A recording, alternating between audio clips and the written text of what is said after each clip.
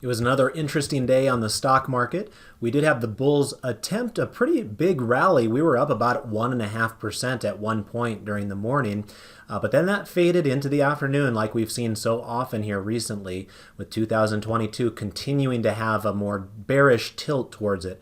But I do highlight a number of bullish areas within tonight's video, including a lot of commodity areas.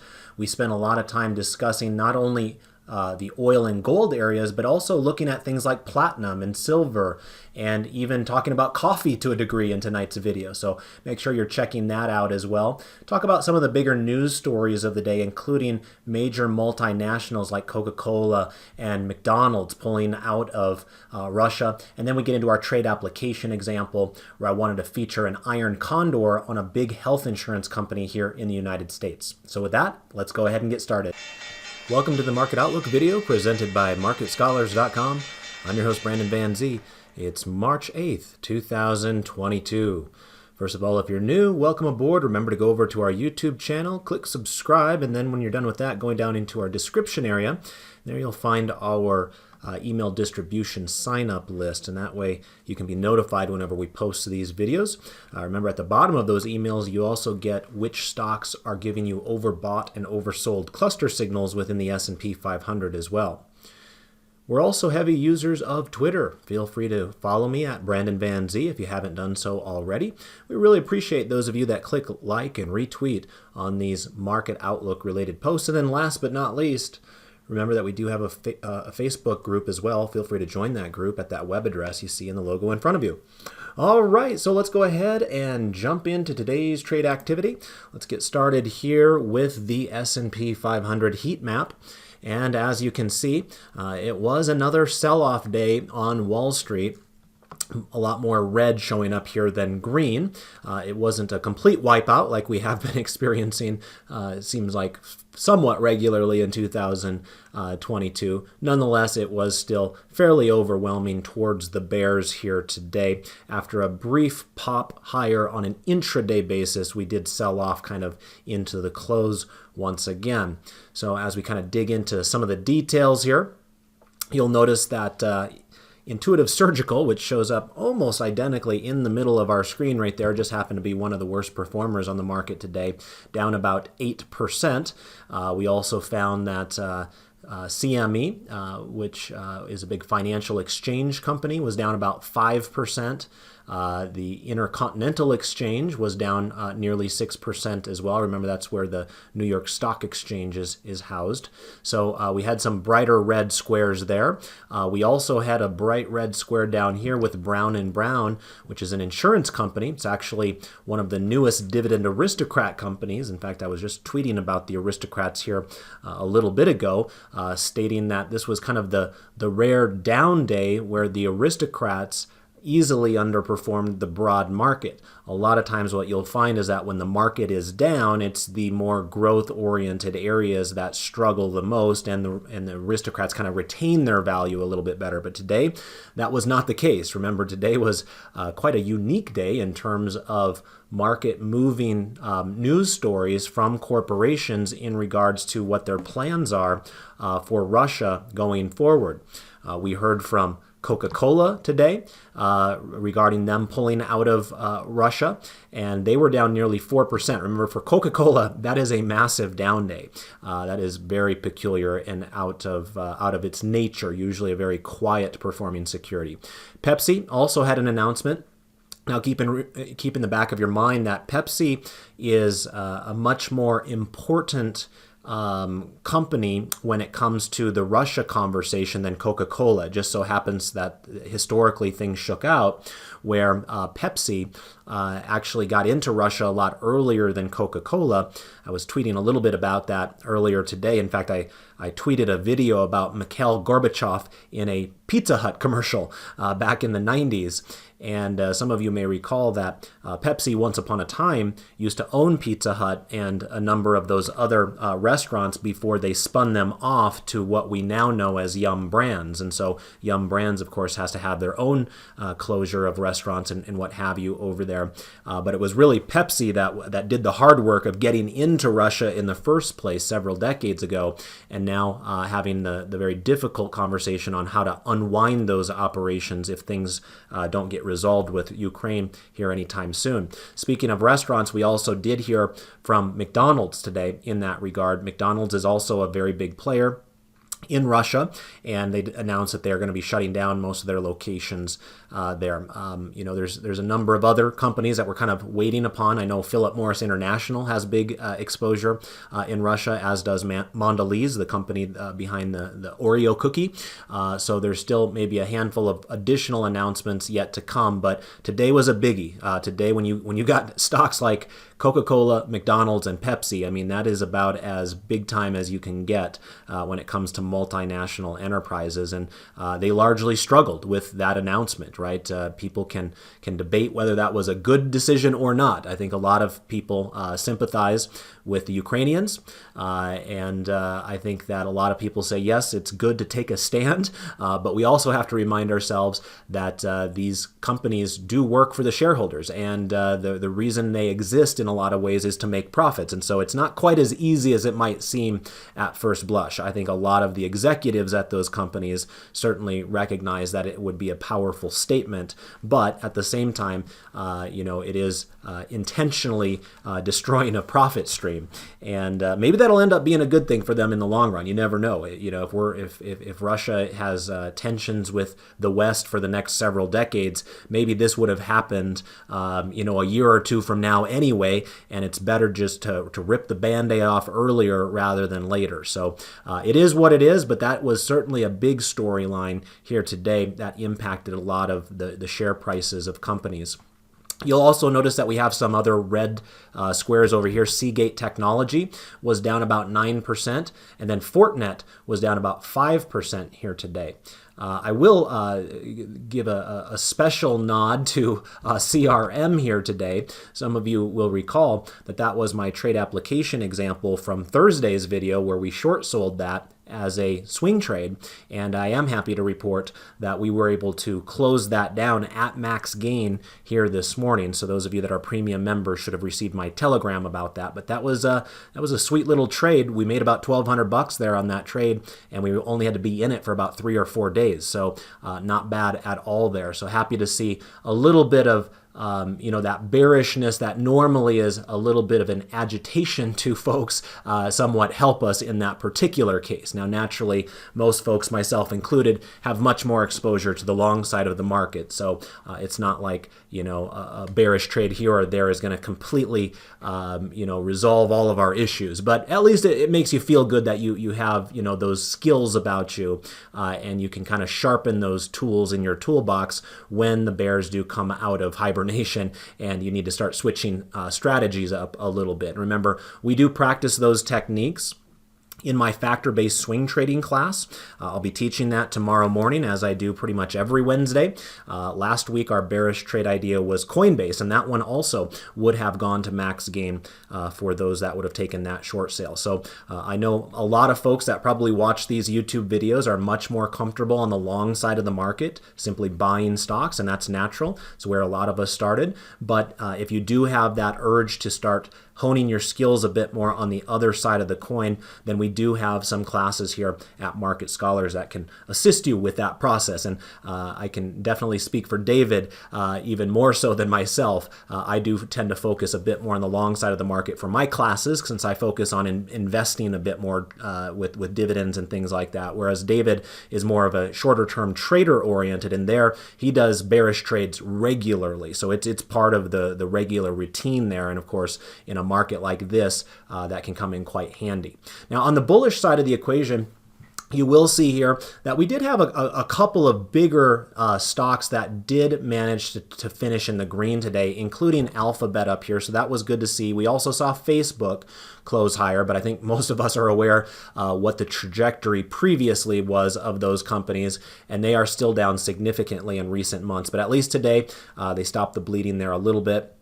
We also had some bullishness out of NVIDIA and Broadcom, which had a recent dividend announcement and a nice boost after their earnings announcement.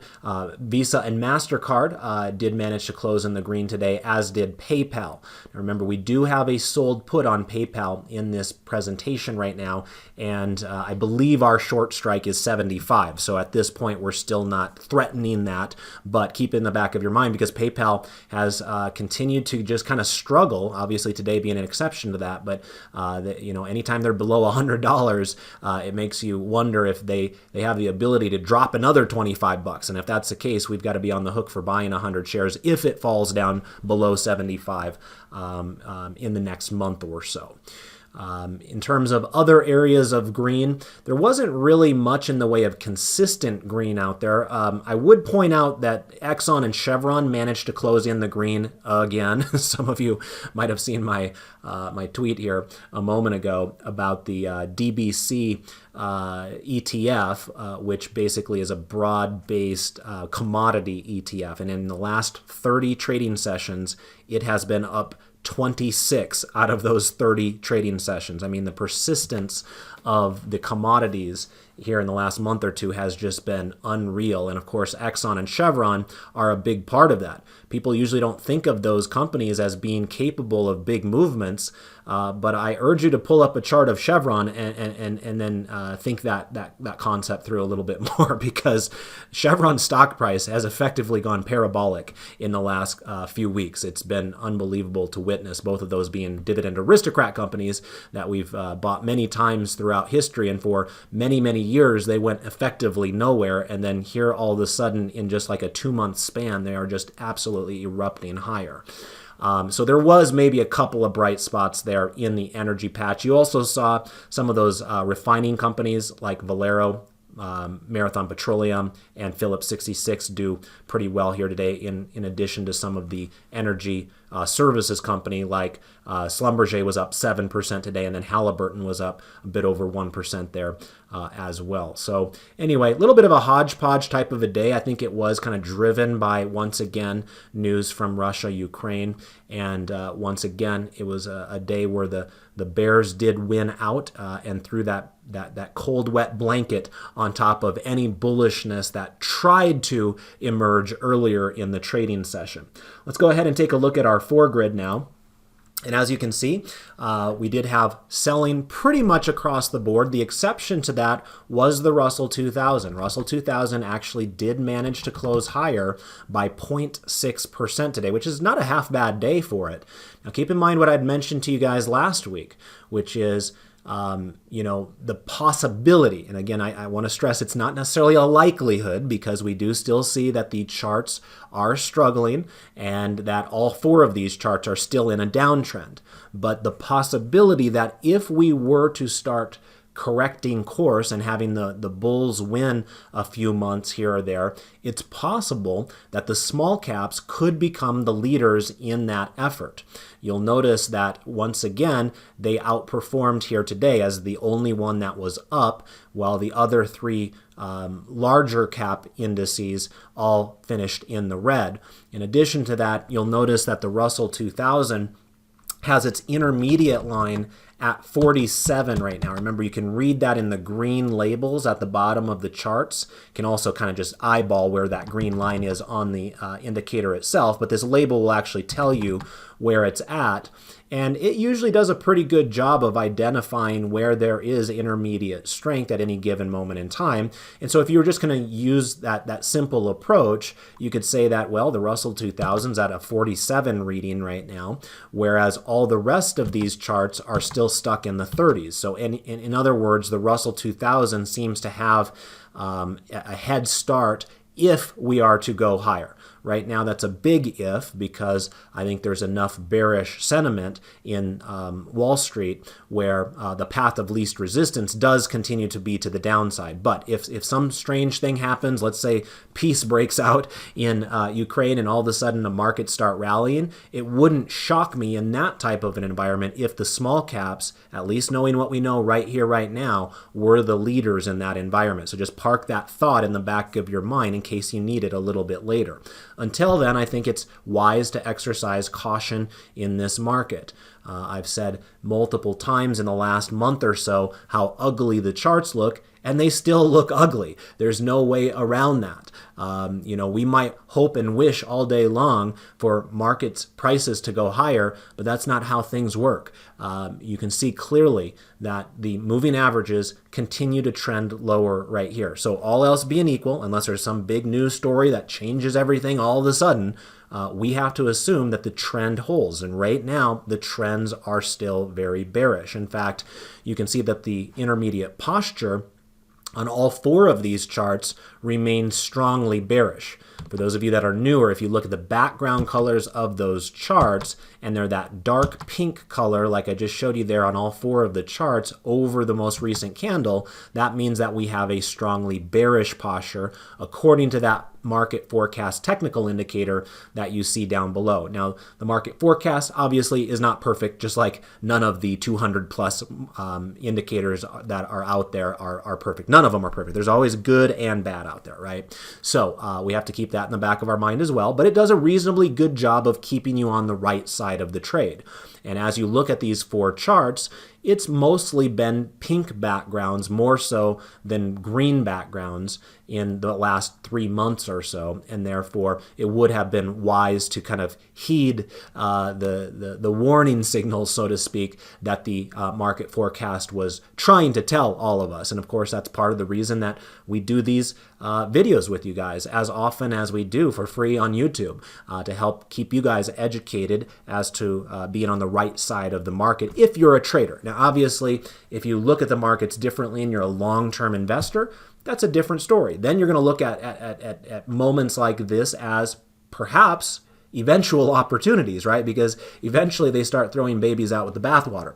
And at that moment, you want to start stepping in and locking down some really high quality businesses at attractive prices. And of course, that's what I teach my students, my premium members, on Tuesday mornings. This morning, we had an excellent conversation. In fact, we bought a stock that we have been craving, for lack of a better term, for years, that we have not been able to purchase for years. But because of this market sell-off that has happened here all of a sudden in the last couple of months, we got a chance to buy that stock for the very first time since we've been teaching these classes here at Market Scholars in the last 4 years. So it was a once in a 4-year opportunity that we locked down here earlier today. And it's not to say that that stock can't keep on going down, but it is here to say that we've wanted it for a long time. We've exercised restraint and patience and waiting for the proper setup. And once we saw that setup, we were willing to step in. So, there are different approaches to the market. If you're going to be more active as a trader, then it makes sense to pay more attention to these more active trading charts. If you're more longer term oriented, then we're going to start doing more things like fundamental analysis and dividend evaluation and all of that kind of stuff that we do in our premium classes there. Anyway, as you can see, it was a pretty ugly day across the board, with the S&P 500 down 0.72%, with the Dow Jones down 0.56%, and then the NASDAQ Composite down 0.28%. And as mentioned before, the Russell 2000 was the only one that was up. But as you look at those candles, notice that it was an impactful day, not just through price, but where we ended the day. With most of those candles, notice they have long upper shadows. What that tells you is that bulls were interested in picking up merchandise earlier in the session, but they weren't able to retain their strength. By the end of the day, the bears came in and overwhelmed them once again and pushed prices lower. And all four of these charts closed in the lower half of their ranges here today. And you could also get away with saying that the Dow Jones Industrial Average actually has a new multi-month closing low. Now notice that over here on February 24th, on an intraday basis, we did have a lower tag that shows up below it compared to today's intraday move. But where we closed that day was up here, kind of where I'm circling at around, let's call it 33,223. So where we were today was a good, 400, 500, 600 points lower than that on the close. And so that is important for a lot of people that are out there as well. We can't quite get away with necessarily saying that with all the indices. We do have that here to a degree with, some of the larger cap ones. Again, with the 24th being a big rally day where the lows were set on an intraday basis, but closing higher. So again, S&P 500 new multi-month closing low today. Same thing with the NASDAQ down below, but we can't make that claim with the Russell 2000. Again, Russell 2000 closed higher today, so not only was it higher than yesterday's close, of course, but also was higher than some of these others. And that was kind of what I was pointing out to you guys, a week or two ago as well, is that the fact that the Russell 2000 has been stabilizing with horizontal resistance is worth noting, because like if you were to look at the Dow Jones up here, notice how you're carving out lower highs and lower lows. With the Russell 2000, you're still kind of carving out lower highs, but you can't really make the claim you're carving out lower lows because we kind of have like what appears to be a bit of a triple bottom at this point as a horizontal level right around, let's call it 1950 or thereabouts on the Russell 2000. So yet another reason why this one seems to be exhibiting a touch more bullishness than the others, even though there's still a lot of work to do with the small caps there as well. Let's go ahead and pop on over here to the internet briefly. I always like to get a chance to say thank you to those of you that helped support this presentation. 102 of you came out of the woodwork to click like for me the last time I did the video on Thursday. Remember, anytime we're up and over 100 likes, I will plan to do a full-length video the next time around, which is why I'm still talking right now. Remember, the video would have been over already if there was only 99 likes there. So whether you know it or not, your likes are highly impactful there. I was a little disappointed I didn't get more than 102 likes. You would think that if I had a nice winning trade there in 3 or 4 trading sessions that accumulated $1,200 worth of profits, it's got to be worth at least 5 seconds out of your day. I'm just joking with you, of course, but it is a reminder that if I were doing the shorter 15-minute videos, they do not come with trading application examples. So if you want me to keep on delivering these trading ideas to you, whether they're profitable or not remains to be seen. But if you want to at least hear them out, then do your best to help support this video as well. These videos take us about 3 hours out of our day, and we don't get paid to do them. And so you have to understand that our motivation isn't always extreme, and so we need to make sure that we can justify it in our own minds. And one way we can do that is knowing that you guys are helping support that on social media, where it can get the word out about our business a little bit better. So thank you to all 102 of you that did that for me last time around. Please continue to do that going forward if you do enjoy these full-length videos that include a trade application example. As mentioned previously, I taught my dividend growth investing class earlier today. And so feel free to check out that recording up on our Trading Rooms tab if you are a Premium or a Plus member. David taught his Directional Option Strategies class. And then tomorrow morning, I'll be back in the saddle with factor-based swing trading at 11 a.m. Eastern Time. So looking forward to coming up with some bullish and bearish swing trading ideas for my Premium members at that time. Also, I wanted to point out that over the past week or so, I did post the new version of the Dividend Increases post to our website. Now, I always like to remind folks that, we work on kind of a freemium business model. In other words, David and I make money selling subscriptions, right? We don't run a charity. And so that stuff is naturally behind a paywall. But there's a handful of things that we do for free just to kind of generate interest and buzz in our organization. And one of those things is these dividend growth investing blog posts. And so all of you, whether you're a premium member or not, do have access to it if you do want to spend some time checking it out. If you're looking for it on our website, hover your mouse over the blog tab and then click on dividend growth investing. Once you're there, you'll see the recent posts, including the one that says increases from February 2022. So I posted this back on March 3rd, but gives you a general idea as to not only what companies are raising their dividends and by how much, but how many is also important in this conversation. Like I was telling my students earlier in the week, we discussed this a little bit more thoroughly with my own evaluation of it in the Monday afternoon Options for Long-Term Investors class.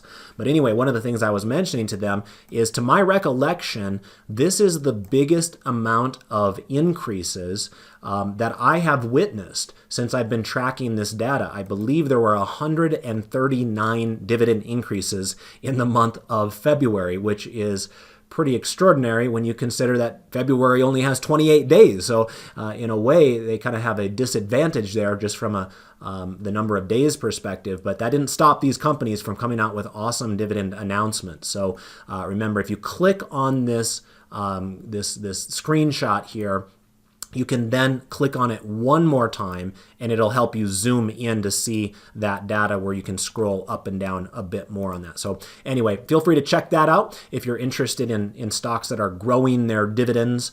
Some of them that stood out to us, T. Rowe Price and Whirlpool as a couple of examples there. Also, let's go ahead and talk about our sector selector here. Remember that this gets put together typically on Friday evenings. And as you can see, there was yet another, energy spot at the number one top King of the Hill slot. So this has been, 1, 2, 3, 4, 5, 6, 7, 8, 9 weeks in a row that energy has been number one. Basically, the entirety of 2022. You can see the very first week of 2022, it was like a light switch. Energy stocks that had been kind of faltering into the year end immediately started going up. And remember, that was well before Russia-Ukraine tensions. But of course, that has then assisted energy to continue to remain atop the sector selector. And of course, that has allowed us in our top-down trend trading class to add a lot of energy-related and commodity-related exposure to our trend trades because we take our cues from the tools like this sector selector on our website. One thing that is kind of interesting here all of a sudden is utilities. Notice that utilities went all the way up to number 2 week over week. And that was a pretty big jump from the 6th slot all the way up to number 2. And you can see it's the first time they've been in the number 2 position since going all the way back here to the end of 2021.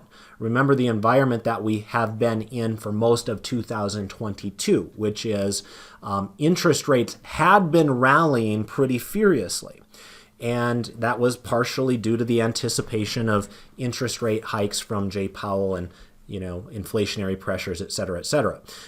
Remember, when interest rates are rising, all else being equal, that's a bad thing for utilities and for REITs. There's a few different reasons behind that, including the fact that those are typically heavily leveraged business models, and therefore if interest rates continue to go up in the future, their interest financing costs are going to go up, and therefore their profits are going to be squeezed, and they're oftentimes viewed as a kind of a bond-like proxy within the stock market itself.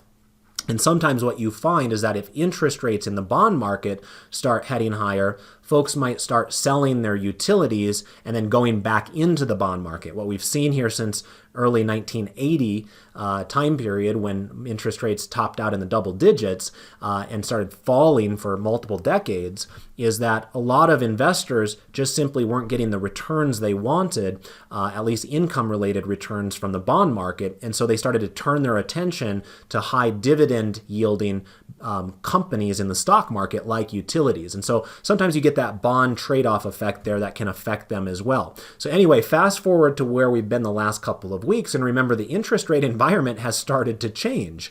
All of a sudden, interest rates are falling once again. And so now that's allowed utilities to pop higher and REITs to pop higher on this graphic week over week there, in addition to the benefit that utilities generally receive when economic conditions become a little bit more concerning and there's a little bit more fear in the stock market. A lot of times market participants do like to hunker down in the more defensive sectors like utilities. So they're kind of benefiting from a couple of different things here all of a sudden. Also notice that it has the opposite effect on financials. Remember what we had been seeing earlier in the year. Notice this dark green line here. If you were to look back here on December 31st, the dark green dot was down here in the 9th position. Starting the first week of 2022, it erupted higher up here to the number 3 slot. So both financials and energy started the year with a bang. In fact, that's the same thing that happened in 2021, because I remember talking about how, boy, this is weird how I've been using that phrase like a light switch 2 years in a row with those exact same two sectors. Well, the difference is this time around, energy has maintained that strength because commodities prices have remained robust, whereas we are now starting to see the slippage out of the financials, because earlier this year, interest rates were rising. That was benefiting the net interest margin of a lot of financials like banks, brokers, insurance companies, etc. But now we're seeing the opposite of that. Interest rates now falling again, then all of a sudden that's a bad thing because their margins are going to get squeezed, all else being equal. A lot of that does, force you to kind of peel back the onion and look at the slope of the yield curve and how that impacts every one of those financial stocks. But in general, broad measures, you can kind of think in that line of thought there. So anyway, I would say that was one of the more interesting, developments week over week is the surge higher in utilities and the collapsing lower of financials. Another thing I mentioned to my students in Monday's class was that if I wanted to be bullish the stock market and say that the animal spirits are alive and well and that we're in a great environment for trend trading and all this wonderful stuff, I would actually want the bottom 3 on the graphic this week, communication services, information technology, and consumer discretionary, to be the top 3. So it goes to show you that we are in an environment that's kind of the exact opposite of what we would prefer if we wanted to be trend traders out there. A lot of times you find your growth compounders in those 3 bottom sectors there. And so they had a heck of a run for the last several years, but they are really struggling at this moment in time. And, if you don't get the participation from those areas, it's going to be hard for the more cyclical areas to hold up their end of the bargain. So we'll see how it all shakes out. But I thought that was somewhat interesting there as well. All right, let's get back on track with some more think or swim charts now. And I'm going to go ahead and do some 12 grid analysis for you. So let's go ahead and start with chart 5A, which is the asset class 12 grid. And as we're looking at this, it's somewhat of a similar story to what I shared with you guys last week. There's a couple of exceptions to that, and that's the charts in the lower right-hand corner. So remember last week, Bitcoin had a green background color, and the TNX had a red background color. So those two have kind of changed around just a little bit right there, where Bitcoin has struggled again. Remember, there was that kind of brief pop over the moving average where it kind of caught a bid because all of a sudden all those sanctions were being pushed upon Russia. And the thought was maybe some of those Russian oligarchs were going to use Bitcoin to kind of transfer their rubles into Bitcoin and get their money out of the country. So that was short-lived because, as you can see, we've now completely reversed that entire move, and now we're sitting right back where we started before that conversation began. And so there has been some efforts to limit the ability for Bitcoin to be used. I'm not sure, because I'm not an expert in that area myself, how likely that is or capable that is to be accomplished, because theoretically Bitcoin is supposed to be, above the government and legal systems and things like that, where that's the whole point of it, kind of, is it's in the shadows, right? So I don't know how realistic it is to shut Bitcoin off from those Russian oligarchs if they wanted to use it. But perhaps that's the perception right now, as a lot of people have kind of looked at that and said, hey, that's not fair. We want to punish them. So they shouldn't be able to use cryptocurrency to, still move their money around. So I don't know exactly the entire details on that. Again, I'm not a cryptocurrency expert by any means, but I can simply tell you that we have had a pretty decent sized pullback there in Bitcoin. And now we're just kind of stuck in those same levels that we have been for much of the last, let's call it, month and a half or so.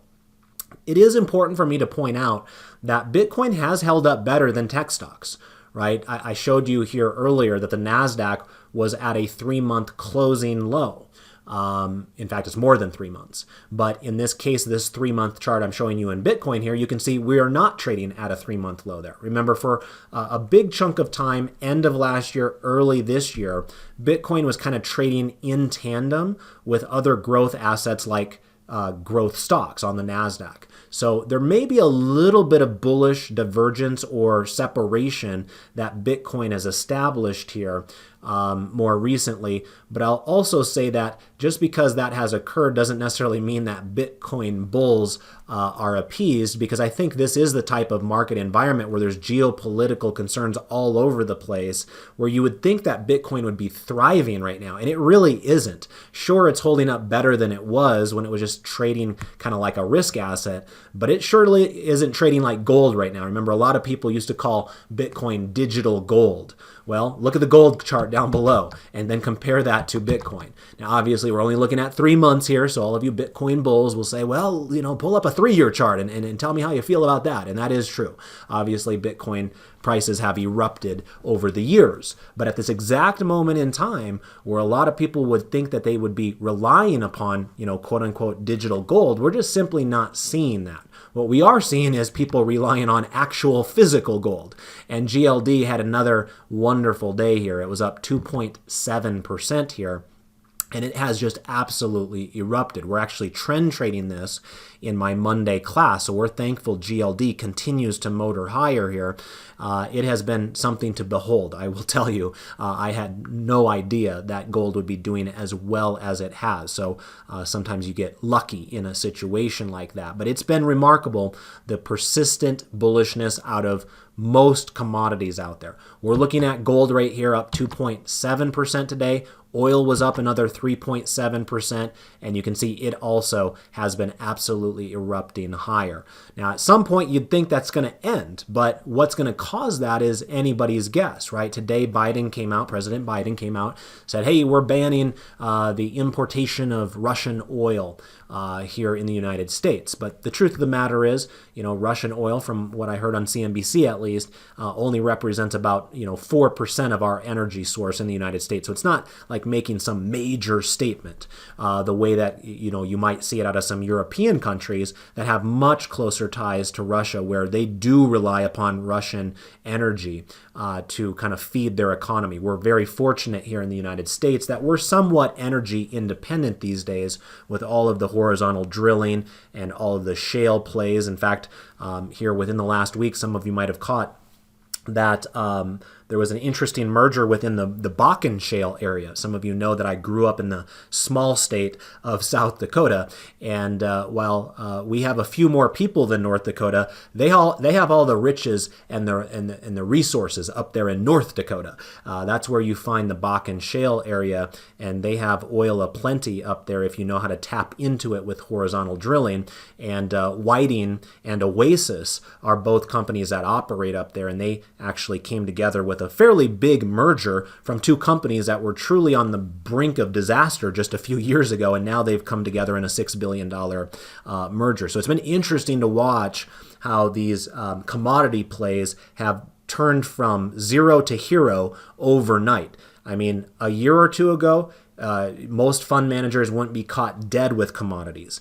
Now they're clamoring, they're jumping all over themselves to try to get into commodities the first chance they get. But the craziest part is commodities really aren't having any pullback to give them that opportunity. They're going up day after day after day. Some of you heard that story about nickel going up hundreds of percent and basically closing down the nickel market because they couldn't facilitate that type of price behavior. And we've seen stories with wheat going limit up several days in a row. Now today they were limit down, but we're seeing very peculiar activity, price activity within the commodities, and we really haven't even given commodities the time of day in terms of our investor thoughts and psychology in recent years, but all of a sudden they are front and center and really dominating the vast majority of what we are doing as traders and investors. Like I was telling the students in the Monday class, where we look for outperforming securities with trend trades, that it's been remarkably easy for me to find trend trading setups in this market environment, despite what most people would tell you is bearishness in stocks. And that is completely different than the way I felt about teaching that class in March of 2020. There, it was truly an overwhelming disaster with the coronavirus thing unfolding before us because pretty much all sectors were just getting annihilated all at the same time. But right now, we're in a very bifurcated market where it is true most stocks are struggling right now, but the ones that are not struggling are not just going sideways, they're doing remarkably well and trending very violently and strongly higher. So those, obviously are the oil and gas stocks, in addition to a lot of the metals and mining stocks within the material space. And you're even seeing certain names within the staples, like the agriculture names, for instance, Archer Daniels Midland and Bunge and a few of those types of companies doing pretty well. You've got the fertilizer plays on the farm. You've got, John Deere and some of the equipment plays. So it's been a really interesting market here all of the sudden. So anyway, you can see here that both oil and gold obviously remain strongly bullish from an intermediate posture perspective. US dollar also remains strongly bullish. That's your chart in the lower left-hand corner there. And you will notice that typically when the US dollar is strong, commodities are weak. But this happens to represent a very strange period where it's not trading on those basic ideas. What we have is a lot of fear that has entered the system. And what you've found is that a lot of international market participants feel more comfortable having their international currency in US dollars as opposed to sketchier areas like Russian rubles, as just one obvious example. So the US dollar has benefited from kind of its somewhat perceived safe haven status from a currency perspective at least, and it hasn't really impacted or slowed the trajectory of commodities like it normally would when we don't have all of these crazy geopolitical events that we're kind of struggling with. Notice that interest rates did boost up pretty nicely here today. The 10-year U.S. Treasury yield did end at 1.87% here today. It does remain just barely below its 30-day moving average, so we're at a level where it could very well act as resistance, just like it did here a week or so ago on the 3rd when it went up, touched that moving average, and then sold off the very next day. Be on the lookout for that possibility. I'm not sure if that's necessarily likely, but because of where it's positioned, I think it's important for me to at least point that out for you. You'll also notice up at the top here, ugliness, as has been the case for a long time. EFA was actually higher today, as was EEM. Now remember, those two are what we track the foreign markets with. So EFA is the foreign developed stocks. Those are like European securities, Japanese securities, Australian securities. The EEM tracks China, India, Brazil, Russia, and a lot of other emerging countries out there. So you can see that things have not been particularly kind to foreign markets here recently as a result of both direct and indirect impact from what's happening with Russia, Ukraine. Remember, it's going to affect those securities in Europe much more directly than what it affects us here in the United States. Obviously, we talked about it does have an impact on stocks like Coca-Cola and McDonald's here, but that's somewhat small impact compared to the very direct impact that Russia has on those European securities or Russian securities themselves. So what was interesting is that Russian stocks, not only are Russian stocks halted here in the United States, but I noticed the other day RSX also is, which is kind of remarkable to think about. That ETF that tracks Russian stocks, I believe, also got halted, at least the last I checked that it did. So remember, Russia is part of EEM, so that portion of EEM is obviously struggling right now, and China, Brazil, India, and other emerging markets don't have enough bullishness to offset the bearishness that Russia is providing EEM right now. Now you will notice they have some oversold cluster signals, so who knows, maybe there's a light at the end of the tunnel, maybe we're due for a little bit of a short-term kind of dead cat bounce type of a thing, but obviously the trends remain strongly bearish in this particular case. As we look at the sectors now, this will be chart 5C. Energy obviously had another good day. So, as I've mentioned here a lot of times in this video in 2022, it's really energy and everybody else. Now that everybody else has kind of changed positions on occasion. There had been times in the past where it might have been perceived as the consumer staples that were kind of next in line up there. Well, you can see how that worked out. Consumer staples fell off of a cliff here today with Coca-Cola and those other types of companies, announcing that they're pulling out of Russia. So that's not really in question anymore. The strength has left the building out of the staples. Then we had a brief time where the financials were kind of the energy and everything else and the next leadership group. Well, we can see how that worked out. Financials have now fallen off of a cliff as well. And now we've kind of rotated to the idea that it's energy, it's still energy and everybody else, but the next man up is now utilities. Now, utilities struggled here today, down 1.55%, but this goes to show you why they were able to advance up to the number 2 position on the sector selector that I showed you here just a little bit ago. This has been an impressive move out of the utilities in about a week and a half, maybe 2 weeks right there. They were just hitting multi-month lows on February 24th, and they shot straight up to multi-month highs here earlier today, with just one down day in between on March 1st. Now, today was a pretty ugly bearish engulfing candle, but obviously there's been enough bullishness in the last couple of weeks where the background color is now dark green, telling us that we have a strongly bullish posture from an intermediate perspective on the market forecast. It's actually up in the upper reversal zone above 80 right now. Real estate also has a green chart, but that one I'm not nearly as enthusiastic about, at least from a trend trading perspective, as with utilities. At least with utilities, you could say, yeah, we're still closer to highs than lows. With real estate, we can't say that, right? Where we're at right now, we're still closer to the low on February 24th than we are from the high back here on December 31st. So this one has had 2 straight down days. Remember, utilities were up yesterday.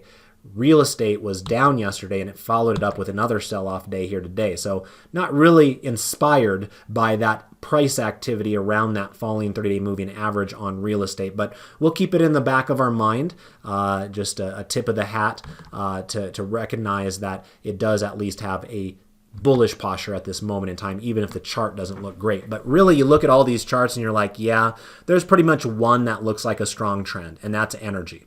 And how long that lasts is anybody's guess. This is more of a doji type of a look with our candle today, but you could have said that yesterday too, right? And what happened? We went up another 1.5% here today. So you'd like to think that eventually there's going to be, a few down days here and there with energy, but boy, it's been 1, 2, 3, 4, 5, 6, 7, 8 straight trading sessions of higher prices for energy, at least in the form of XLE. Remember, that's driven largely by Chevron and Exxon, those 2 aristocrats I mentioned previously. This is a market cap weighted ETF, and therefore those 2 are the behemoths within that ETF, and they're going to drive a lot of the price activity there. The other charts just look like death, right? There's nothing really that looks good out there amongst the rest. They're all falling just to various degrees. Now, I will at least point out that financials and communications now have these little green dots showing up, so maybe they're due for a little bit of a short-term bounce, but that doesn't always lead to an immediate trend reversal. Remember, we did get an oversold cluster signal here on January 26th on utilities, which led to this kind of dead cat bounce right here, went up to the moving average, and then rolled over and fell back into that downtrend, which is oftentimes the case. It wasn't until this most recent move where you could say that utilities kind of broke out of its funk. So don't be surprised if that sort of a move happens here sooner rather than later, where you get a boost higher there in financials, a boost higher in communications, but until you start spending considerable time above that moving average, I'm still going to remain quite hesitant around those charts, and I'm going to assume that there are bounces that are meant to be sold as opposed to a start of a new bullish trend. And if I'm wrong about that, I'm happy to admit it and we can move on. But until then, I got to kind of operate with assumptions, and that's the assumption that I have at this moment in time. Let's take a quick peek here at commodities as well. Usually I kind of end my 12 grid analysis with that segment there on sectors, but with commodities being such a talking point here more recently, let me pull up chart 5, what is it? 5K right here, commodities 12 grid. And you can kind of see that while we talk about oil and gold all the time because they're the more traditional broad-based asset classes, it goes beyond oil and gold. There are a lot of strongly trending commodities that are out there. Here's that DBC that I had mentioned before, which is kind of the commodities index. So it's going to include most of the different commodities out there, whether you're talking, within the energy complex or whether you're talking metals and mining, whether you're talking about agriculture or the soft commodities, kind of control a lot of those commodities. And you can see it's basically just been going straight up. You can see here, obviously, USO. We talk about that all the time, so no surprise, that one is going straight up.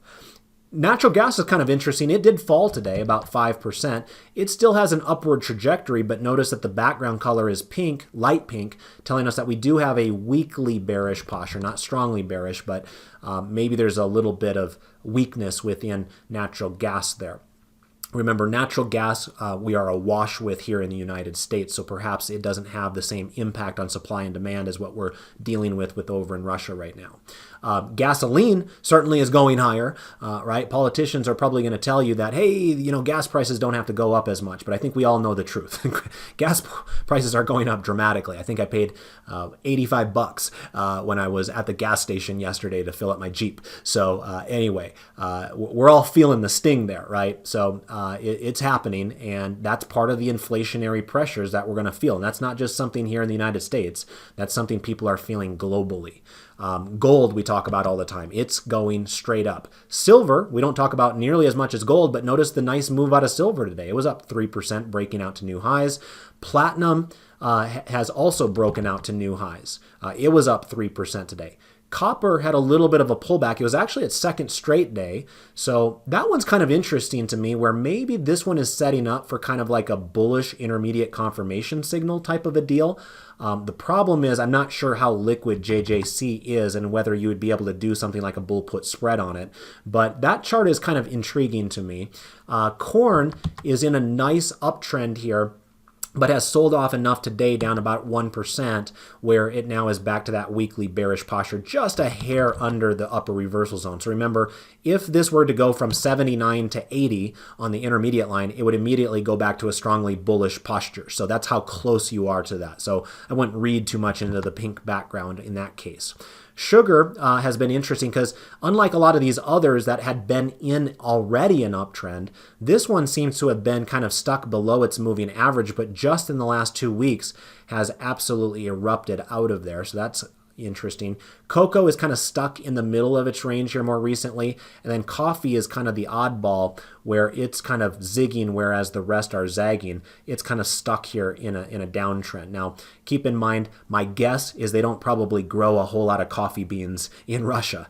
Do I know that to be a fact? I don't. But judging by what I think I've learned throughout time, that would be unlikely to be the case. Usually coffee is grown in places like Indonesia and Brazil and other kind of warmer, more humid types of climates out there. So perhaps coffee is not getting the same advantage that a lot of these others that have a more direct impact to Russia, Ukraine are getting, and that's why you're seeing coffee kind of selling off here more recently. But it did have a big day, so who knows? Maybe this is the start of something for coffee as well. That's ticker symbol JO if you want to access it within the market. It was up about 4% today after getting some of these oversold cluster signals here more recently.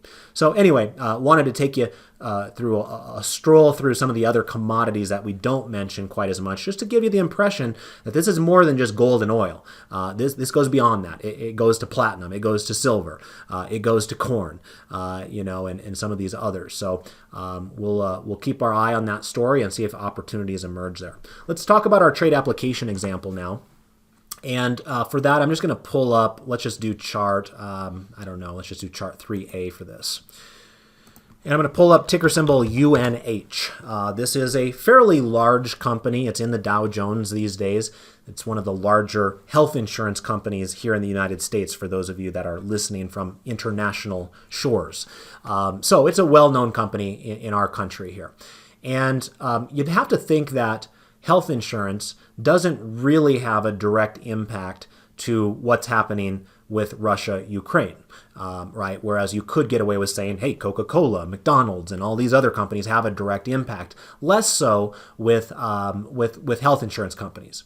If you're paying United Healthcare for your health insurance here in the United States, you're probably still going to be paying them next month, even if Russia-Ukraine is still in war. So they might have a little bit of cushion with their business model compared to a lot of other stocks that we're kind of seeing be a little bit more volatile out there these days. Now you can see I've got a couple of different lines on the chart. There's a line up at the top and a line down here at the bottom. What those are the break-evens of the trade that I did. I sold an iron condor in this case. And if I come over here to the trade tab, I also wanted to show you the specific strikes that I did. On the put side of the equation, I sold the 430 put and I bought the 420 put. On the call side of the equation, I sold the 530 call and I bought the 540 call.